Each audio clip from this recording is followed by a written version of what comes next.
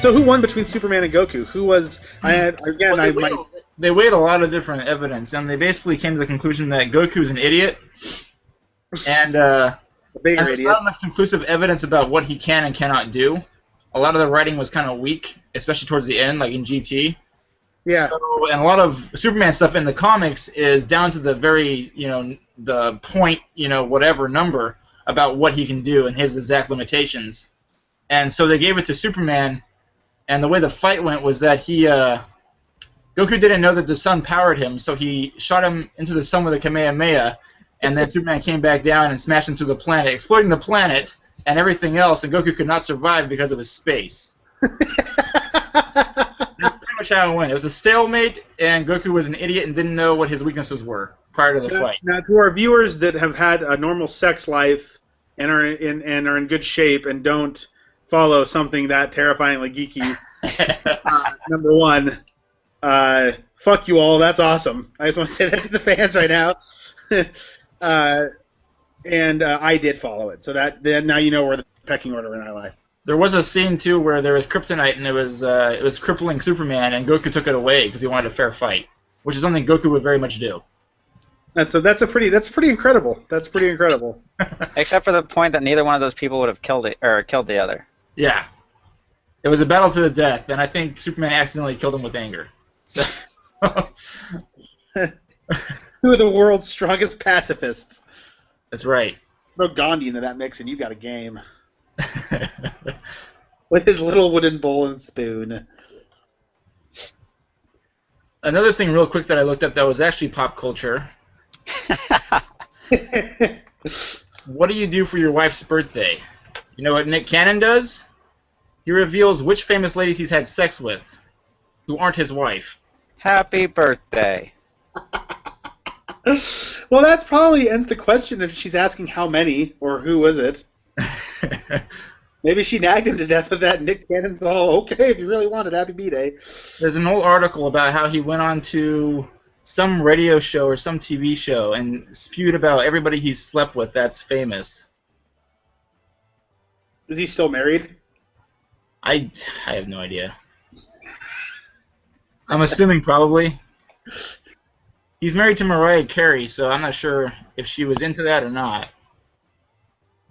He doesn't. I don't think she's got a lot of room to speak. That's kind of where I'm at. That was good pop culture, though. I like that. Nick, surprise, surprise! Nick Cannon's a douche. Who would have thought? Who would have thunk it? That's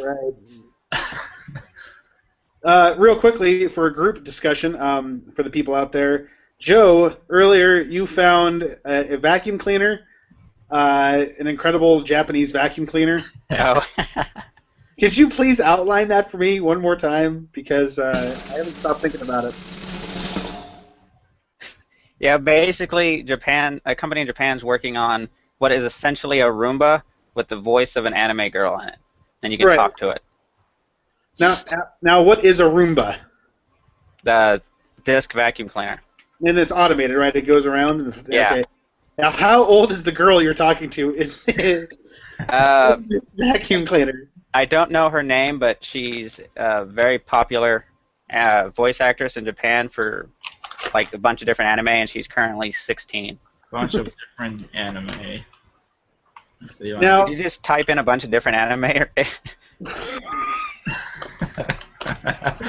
Joe, can you give us an example? When I was on the webpage earlier, I was looking at it and I forgot. But what is the example of conversations this thing can have with you? Oh, that was probably my favorite part. Where the fuck is it? I don't remember the first part, but the second part was, or no, he told her that she had a cute voice, and the response from the vacuum cleaner was, "Don't say that, you're making me blush." And then the second one was, "You clean good," and she was all, no, not really. What? You can imagine it's a much more pervy voice. It's like probably really timid, pervy 16-year-old voice. And I want one. Here you go. Here's a link to her talking. I don't know. This made me so happy.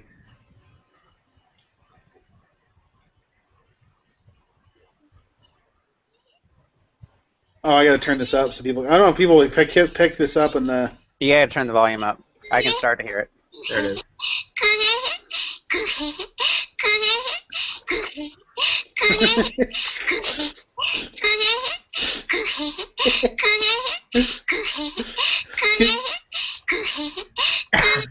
That repeat is disturbing. I wish the fucking thing did that sound effect. That is the most annoying thing I've ever heard. Yeah, definitely your parents. Yeah, definitely my parents. Definitely my older brother, too. Both of them. Need one of those. Can you imagine that? I don't know what you're fucking saying. Leave me alone. I won't give a shit what I want. Vacuum my goddamn rug. Why the fuck can't you speak American? Fuck you. I don't know what you fucking want, alright? Stop speaking your gobbledygook. Ryan was asking why you picked Google Hangouts because it was so complicated, and I said because we can't do it.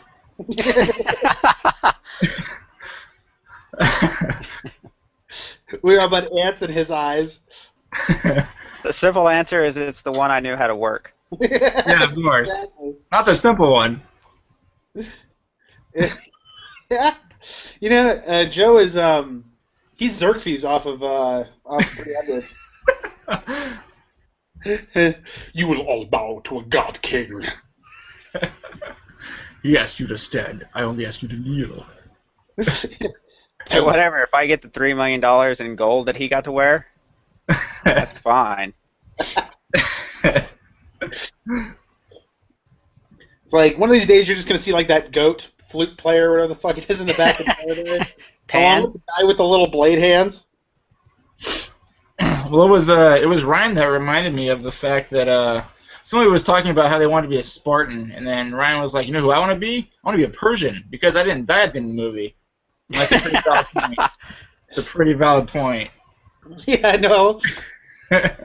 Yeah, I mean, it doesn't. I don't need an honorable death. I need an honorable life. Who the hell wants to take that? Who wants to die like that at the end? Like 2 billion arrows from some asshole archer that you doesn't even have a name and just stayed in the back lines? Fuck, I'll be the archer. I killed the Spartans. I won. If you liked explosions,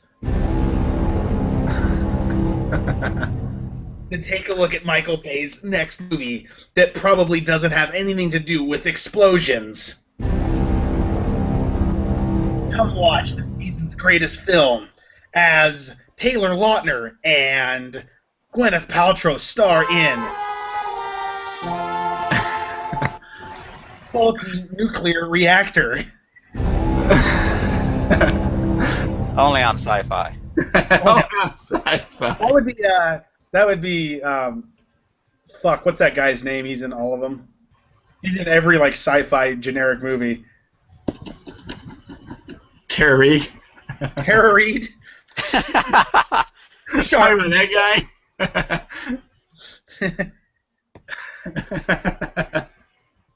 She is weird looking.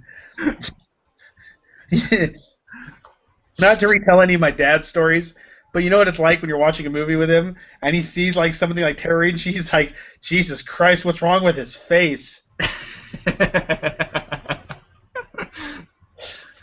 He said that about Tara Reid when I was watching American Pie. I was like 12 or 13, and then he watched. And he's like, "What do you watch?" I said, "I'm watching this movie called American Pie." And he's like, sits there watching. Goes, "Jesus Christ, what the fuck is wrong with that guy's face?" And I'm like, "It's the girl Tara Reid," and he's got the one with the glasses. He gets real close to it, and he goes, "Oh, that's one ugly broad, man. Jesus!" And like he just left the room, and he never talked about it again. But I was like, "Oh, she is not winning it over with the male crowd very well."